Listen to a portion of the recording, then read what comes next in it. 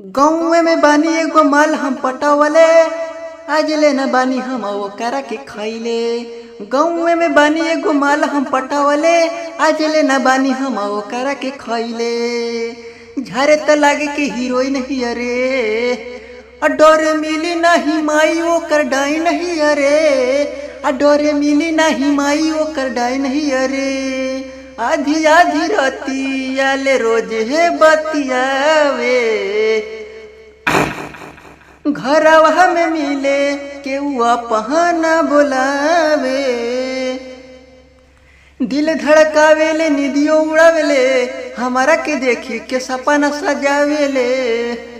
गाँव में सभा का से फाइन ही अरे डोरे मिली नहीं माई वो कर डाई नहीं अरे डोरे मिली नहीं माई वो कर डाई नहीं अरे। राइटर नरेंद्र टिंकू राजा बुझा तनी बतिया के लिखले बिया तो हमर नाम हाथ काट के। तनिको डरे नहीं तो अपना माई बाप से लागे मरवाई जादू मंत्र छाप के।